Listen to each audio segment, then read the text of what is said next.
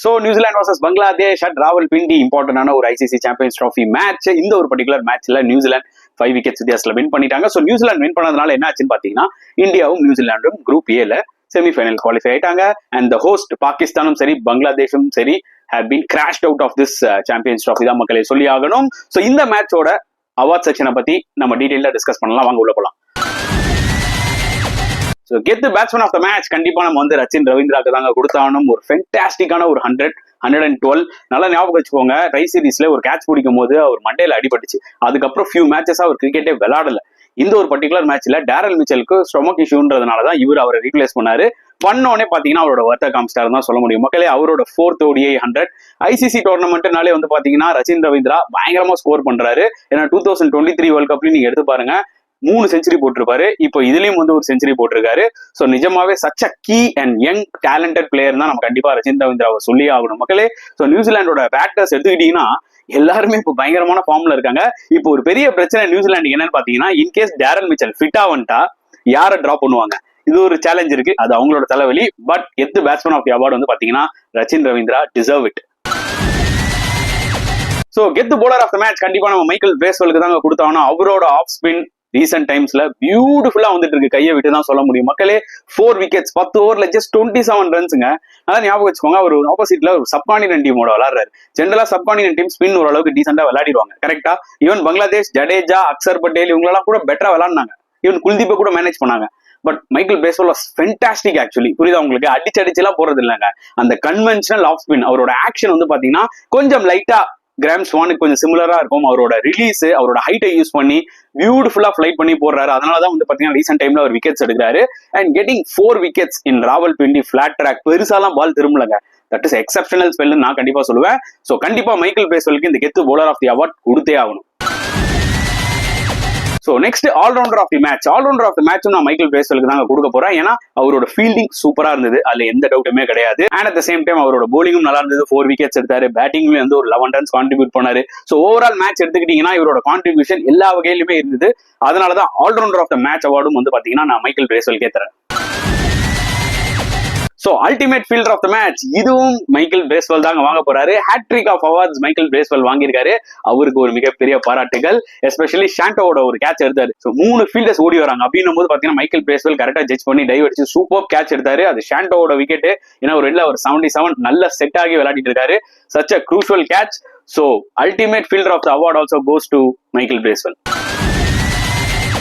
So சொதப்பல் of the match கண்டிப்பா 2 பேருக்கு இந்த அவார்டு கொடுத்தானுங்க. அதாவது நான் இந்த மேட்ச் முடிஞ்சோடனே முதல்ல என்ன தெரியுமா யோசிச்சேன், இந்த அவார்டை இவங்க 2 பேருக்கு தான் நான் எழுதி வைப்பேன், வேற யாருக்குமே கொடுக்க மாட்டேன்னு அட்டமெண்டா இருந்தாங்க. First Mushfiqur Rahim, okay.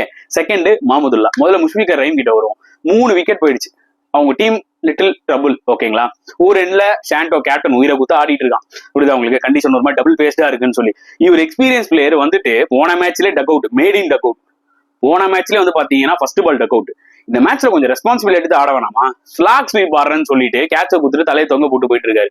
முஷ்ஃபிகர் ரஹீம் கிட்ட இருக்கிற எக்ஸ்பீரியன்ஸை பார்க்கும்போது இல்ல அவர் மேல எக்ஸ்பெக்டேஷன்ஸ் இருக்கும். அதான் சொல்ல வர. ரஹீம் கிட்ட இருக்கிற ப்ராப்ளம் என்னன்னா டேலண்டட் கை, ஆனா வாய் ஒரு மிகப்பெரிய பிரச்சனை. டோர்னமெண்ட் முன்னாடி நீங்க வாய் விடுறது வேற விஷயம், ஆனா நீங்க அதுல ஒரு 50% பெர்ஃபார்ம் பண்ணணும்ல. சோ நிஜமாவே ஒரு எக்ஸ்பீரியன்ஸ் பிளேயர் இந்த அளவுக்கு ஆடுறது வந்து பாத்தீங்கன்னா அன்அக்செப்டபிள் நான் நினைக்கிறேன். ஐ திங்க் அவரோட கெரியர் இதோட முடிஞ்சிடும் நினைக்கிறேன் ஓடிஐல. அதுல எந்த டவுட்டுமே கிடையாது. இன்னொரு பக்கம் Mahmudullah obviously is going to announce retirement after this Champions Trophy ஓடிஐல. அதுல எந்த டவுட்டுமே கிடையாது. பட் அவருமே வந்து பாத்தீங்கன்னா உள்ள நுழைறாரு. ஷாண்டோ வந்து அப்பதான் பேசுறாரு அவர்கிட்ட, பாத்துக்கோ தலைவா நீயாவது நில்ல, கூட எல்லாம் அவுட் ஆயிட்டு போறானுங்கன்னு. அவர் ஒரு 14 பால் அப்படி இப்படின்னு ஆடிட்டு அவரும் ஏறி போய் அக்ராஸ் த பேட் பிரேஸ்வெல் ஆடி கொடி நட்டி கேட்ச் குடுத்துட்டு போனாரு. ஸோ இந்த 2 எக்ஸ்பீரியன்ஸ் பிளேயர்ஸ் வந்து இப்படி விளையாடுனது வந்து பாத்தீங்கன்னா நிஜமாவே பாக்குறதுக்கே இல்ல, ரொம்ப ஒஸ்டா இருந்துச்சுன்னு தான் நான் சொல்லுவேன். ஸோ உங்க 2 பேருக்குமே சொதப்பல் ஆஃப் த மேட்ச் அவார்ட் அப்படி பிரிச்சு கொடுத்துடலாம். Turning point of the match வந்து பாத்தீங்கன்னா ஒரே ஒரு பிளேயர் தான் நின்று நல்லா விளையாடுனது பங்களாதேஷ். அது வந்து ஷாண்டோ 77 அடிச்சாரு. ஓகே, அந்த 77 இன்னுமே ஒரு எக்ஸ்ட்ரா ஒரு 23-25 ரன்ஸ் அடிச்சிருக்கலாம். அந்த கேட்ச் மட்டும் பிரேஸ்வெல் பிடிக்காம இருந்திருந்தா. சோ அந்த விக்கெட் தான் இருக்கிறதுல டர்னிங் பாயிண்ட் நான் சொல்லுவேன். ஏன்னா 238 பங்களாதேஷ் ஆக்சுவலா ஓரளவுக்கு டீசெண்டா போட்டாங்க. பங்களாதேஷோட bowling attack is far better than their batting. புரியுதா உங்களுக்கு? சோ இதே வந்து ஷாண்டோ இன்னும் ஒரு கொஞ்ச நேரம் நின்று தரலாம். ஏன்னா அதர் எண்ட்ல ஜேக்கர் அலி கொஞ்சம் நல்லா விளையாடிட்டு இருந்தாரு. சோ இந்த பார்ட்னர்ஷிப் இன்னும் ஒரு 25-30 ரன்ஸ் எக்ஸ்ட்ரா போயிருந்ததுன்னா 238 டார்கெட்டுக்கும் 265 டார்கெட்டுக்கும் நிறைய டிஃபரன்ஸ் இருந்திருக்கும். ஏன்னா இந்த டார்கெட் நியூசிலாந்து பாத்தீங்கன்னா கடைசி வரைக்கும் எடுத்துட்டு போனாங்க. ஏன்னா பங்களாதேஷ் போலிங் நல்லா இருந்தது. 265-260 அடிச்சிருந்தாங்கன்னா இன்னுமே பங்களாதேஷ் கூட ஃபேன்சி தியர் சான்சஸ். சோ அந்த டைம்ல ஷாண்டோட விக்கெட் ஒரு டர்னிங் பாயிண்ட் எனக்கு தோணுச்சு மக்களே.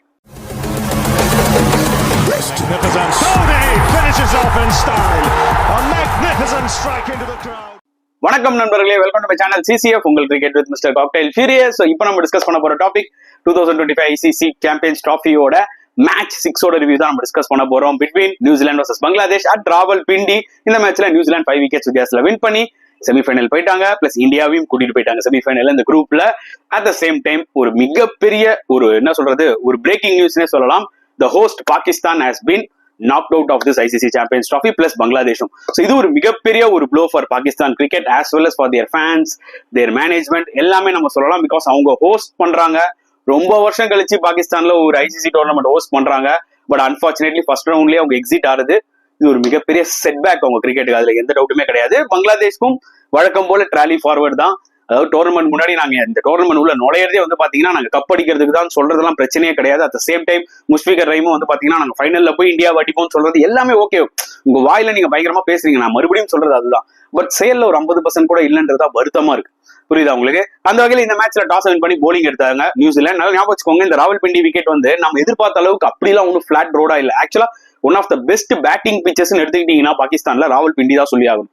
அந்த அளவுக்கு பிளாட்டா இருந்திருக்கும். பட் அன்பார்ச்சுனேட்லி இந்த ஒரு பர்டிகுலர் ராவல்பிண்டி விக்கெட்ல நிறைய domestic matches நடத்திட்டாங்க.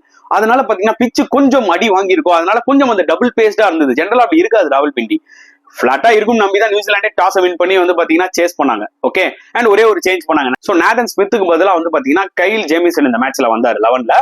And பங்களாதேஷோட batting obviously ஒரு மிகப்பெரிய கன்சர்ன், அதுல எந்த டவுட்டுமே இல்ல. சோ சாண்டர் டாஸ் வின் பண்ணி போலிங் எடுத்தது கரெக்டான ஒரு டிசிஷன் தான். சோ பங்களாதேஷ் வந்து பாத்தீங்கன்னா 236 தான் அடிச்சாங்க. சோ இந்தியாவோட 228 அடிச்சாங்க. அதோட எக்ஸ்ட்ரா ஒரு 8 ரன் அடிச்சிருக்காங்க. அவங்களால மேக்ஸிமம் இவ்வளவுதான் அடிக்க முடியும். புரியுதா உங்களுக்கு?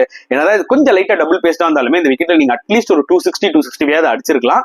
பட் நான் ஏற்கனவே சொன்ன மாதிரி பங்களாதேஷோட பேட்டிங் வந்து பாத்தீங்கன்னா ரொம்ப ரொம்ப வீக்கான ஒரு பேட்டிங். அண்ட் வெறும் ஷாண்டோ மட்டும் தான் ரெசிலியன்ஸ் காமிச்சாரு. ஒரு 77 ரன்ஸ், ஒரு ஃபைட்டிங் நாக்னே சொல்லலாம். புரியுதா உங்களுக்கு? பட் அவரோட வந்து பாத்தீங்கன்னா யாரும் பெருசா கம்பெனி கொடுக்கல. பாவம் ஜேக்கர் அலி ஆஸ் யூசுவல் லாஸ்ட் ஒரு குரூஷியல் 42 அடிச்சாரு. பட் மத்த பேட்ஸ்மேன் எல்லாருமே சோ டிசப்பாயிண்டிங். தன்சின் ஹசன் பாத்தீங்கன்னா இந்தியாவோட எப்படி ஆடி கொடுத்தாரு அதே மாதிரி இந்த மேட்ச் நல்ல ஸ்டார்ட். ஆனா தேவலாம across the bad Aadi out ஆயிட்டு போயிட்டாரு. அண்ட் இன்னொரு பக்கம் வந்து பாத்தீங்கன்னா மெஹதி ஹசன் மிராசா நம்பர் 3ல இருக்கிறதே ஸ்டெபிலிட்டிக்காக தான். ஆனா அவர் இறங்கி பேட்டை விடுறாரு. 2 மேட்சா அவரும் அவுட் ஆயிட்டு போறாரு. புரியுதா உங்களுக்கு? அண்ட் இந்த பர்டிகுலர் டீம்லயே ரொம்ப ரொம்ப எக்ஸ்பீரியன்ஸ் பிளேயர்ஸ் ஆன முஷ்பிகர் ரஹீமா இருக்கட்டும், மாமுதுல்லாவா இருக்கட்டும், சும்மா பேட்டை சுத்திட்டு அவுட் ஆயிட்டு போறாங்க. எஸ்பெஷலி முஷ்பிகர் ரஹீம் அவர்லாம் வந்து பாத்தீங்கன்னா பேசின பேச்சுக்கு அட்லீஸ்ட் ஒரு 50% ஒழுங்கா பெர்ஃபார்ம் பண்ணிருக்கணும். போன மேட்ச்ல டக் அவுட் ஃபர்ஸ்ட் பால் இந்தியாவோட. இந்த மேட்ச்ல எவ்வளவு ஒரு இரஸ்பான்சிபிள் ஷாட்டுங்க. அந்த டைம்ல 3 விக்கெட் போயிடுச்சு பங்களாதேஷ்க்கு. நின்னு விளையாடி இருக்கணும்ல. ஷாண்டோ ஒரு 2ல உயிரை குத்து ஆடிட்டு இருக்காருல. Poor shot. அப்புறம் மாமுதுல்லா வந்தாரு. அவரு ஒரு 10 பால் பார்த்தாரு. என்ன ரொம்ப கஷ்டமா இருக்குன்னு அவர் சுத்தி அவரும் அவுட் ஆயிட்டு போயிட்டாரு. நிஜமாவே இவங்களோட ஷார்ட் செலக்ஷன் ஒரு மிகப்பெரிய கேள்விக்குறியா வந்து நிக்குதுங்க. And I was little disappointed with டௌரிட் ரிடாய் கூட. ஏன்னா டௌரிட் ரிடாய் போன மேட்ச் 100 அடிச்சாரா, ஒரு பாசிட்டிவான ஒரு பிளேயர் ஆக்சுவலா. ஆனா இந்த மேட்ச்ல முதல் 12 பால் டௌரிட் ரிடாய் ஆடும்போது எனக்கு என்ன ஞாபகம் வந்துச்சுன்னா, இந்தியா பாகிஸ்தான் மேட்ச்ல ரிஸ்வான் ஆனார்ல, எனக்கு அந்த ஞாபகம் தான் வந்துச்சு. அதாவது அவரோட மைண்ட் செட்டே எப்படி இருந்ததுன்னா, பிரேஸ் சொல்ல நான் பிளாக் தான் ஆட போறேன், சிங்கிள் ஆடணுன்ற ரொட்டேஷன் கூட அவருக்கு மைண்ட்ல இல்ல. அவர் ஆடும்போது நீங்க வேணா பாருங்க, இப்ப நீங்க பார்க்க முடியாது ஏன்னா ஹைலைட்ஸ்ல அந்த டிஃபென்ஸ் எல்லாம் காமிக்க மாட்டாங்க. நான் லைவ்ல பார்த்தவருக்கும் ஃபர்ஸ்ட் ஒரு 12 பால் அவர் டெட் பேட் தான் வச்சுட்டு இருந்தாரு.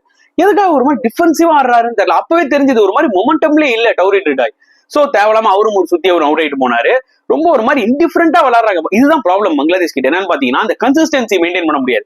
கன்சிஸ்டன்சி மெயின்டைன் பண்ணீங்கன்னா மட்டும்தான் ஐசிசி சாம்பியன்ஸ் கன்சிஸ்டன்சி மெயின்டைன் பண்ணீங்கன்னா மட்டும்தான் வந்து பாத்தீங்கன்னா ஐசிசி டோர்னமெண்ட்ல நீங்க ஒரு லெவல் வரைக்கும் போக முடியும். இல்லை என்றால் மேக்ஸிமம் ஃபர்ஸ்ட் ரவுண்ட்ல ஏதாவது ஒரு மேட்ச் வின் பண்ணுவீங்க, செமிஃபைனல் வரைக்கும் மேக்ஸிமம் போலாம், அங்கேயும் நாக் அவுட் ஆயிடுவீங்க. இல்லைன்னா ஃபர்ஸ்ட் ஸ்டேஜ்லயே நீங்க நாக் அவுட் ஆயிடுவீங்க. எக்ஸாக்ட்லி பங்களாதேஷ்க்கு அதான் நடந்தது. ஜேக்கர் அலி மறுபடியும் ஒரு குரூஷியல் 42 அடிச்சாரு. ஸோ ஷாண்டோவும் 77 ஆப்வியஸ்லி கொஞ்சம் ரன்ஸை புஷ் பண்ணணும்னு சொல்லி அவரும் அவுட் ஆயிட்டாரு. So 238 is not going to help them, அதுல எந்த டவுட்டுமே இல்லை. பட் நியூசிலாந்து போலிங் எடுத்துக்கிட்டீங்கன்னா ஜேமிசன் ஒரு கம்பேக் கொடுத்ததுல டீசென்டா போட்டாருன்னு சொல்லுவேன். 9 overs 48 1 wicket.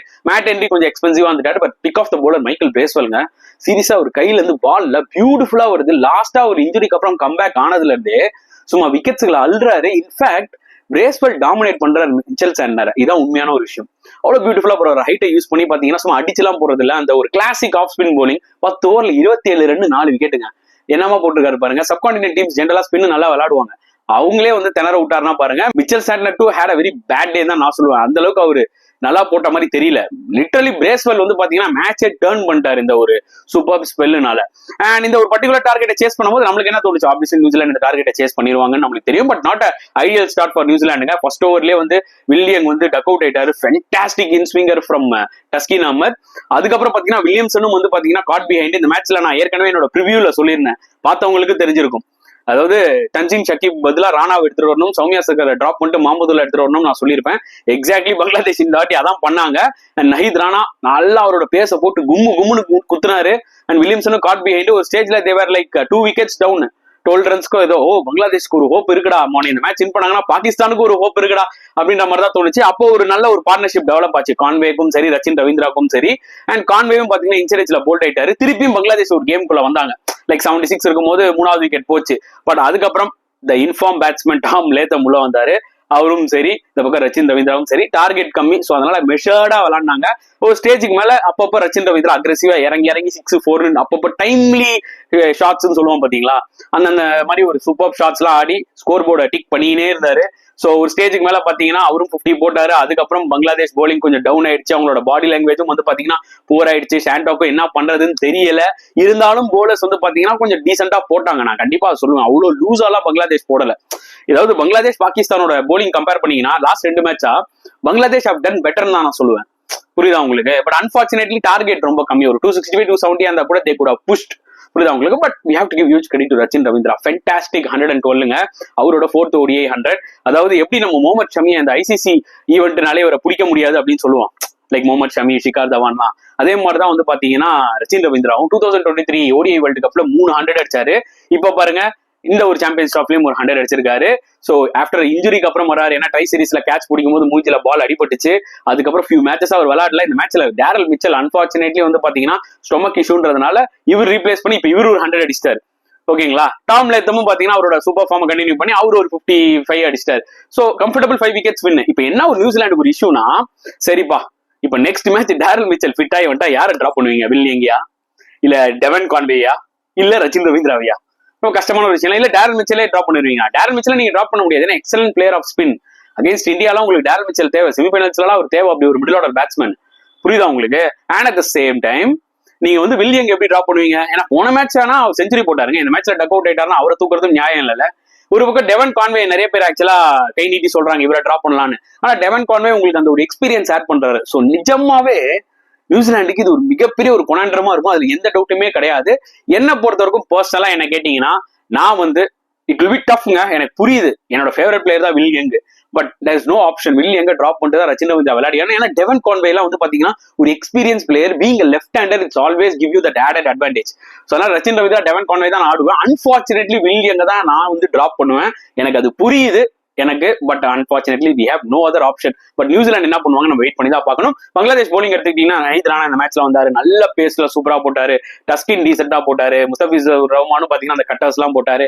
மேதி ஹசன் ஆஸ் யூஷுவல் பிளாட்டா போட்டு வந்துட்டே இருந்தாரு எக்கனாமிக்கலா. பட் ரிஷாத் ஹுசைனை ரொம்ப லேட்டா கொண்டு வந்துட்டாரு ஷாண்டோ. அடிச்சது 240 லெக் ஸ்பின்னர்னா நீங்க 15-14 ஓவர்ல எடுத்துட்டு வரணும். 2 லெஃப்ட் ஹேண்டர் ஆடணும்னா லெக் ஸ்பின்னர் எடுத்துட்டு வரக்கூடாதுன்னு சொல்லிட்டு இப்போ ரூலா போட்ட மாதிரி தான் ஆக்சுவலா இருக்குல்ல. சீரியஸா அங்க வந்து ஷாண்டோட கேப்டன்ஷிப் வந்து எனக்கு ஆக்சுவலா பிடிக்கவே இல்லை. அடிச்சதே 240. உன்னோட மேட்ச் வின்னர் யாரு? லெக் ஸ்பின்னர் தான். அப்படின்னும் போது அவரை நீங்க முன்னாடியே எடுத்து வந்துருக்கணும். 2 பேட்ஸ்மேன் செட் ஆனதுக்கு அப்புறம் 22 ஓவர் 24 ஓவருக்கு அப்புறம் கொண்டு வரதுல அர்த்தமே கிடையாது. எனிவே நம்ம நினைச்ச மாதிரி நியூசிலாந்து இந்த மேட்சை வின் பண்ணிட்டாங்க. அண்ட் நியூசிலாந்து இந்தியா செமிஃபைனல் போயிட்டாங்க. அண்ட் பாகிஸ்தானும் பங்களாதேஷும் crashed out of this ICC Champions Trophy. So இனிமேட் வரப்போற 2 மேட்ச் குரூப் ஏல வந்து பாத்தீங்கன்னா டெட் ரப்பர் தான். ஓகே, அது Bangladesh versus Pakistan and India versus New Zealand. But group பில வரப்போற எல்லா மேட்சுமே சும்மா அனல் பறக போகுது. அதுல எந்த டவுட்டுமே இல்லை. ஸோ இந்த மேட்ச் பத்தி நீங்க என்ன ஃபீல் பண்றீங்க? மறக்காம கமெண்ட் செக்ஷன்ல போட்டுருங்க. இந்த வீடியோ பிடிச்சிருந்தா லைக் பண்ணுங்க, ஷேர் பண்ணுங்க, முடிஞ்சா சப்ஸ்கிரைப் பண்ணுங்க. ஸோ நெக்ஸ்ட் வீடியோல பார்க்கலாம் ஃப்ரெண்ட்ஸ். அண்டில் தென் பாய்.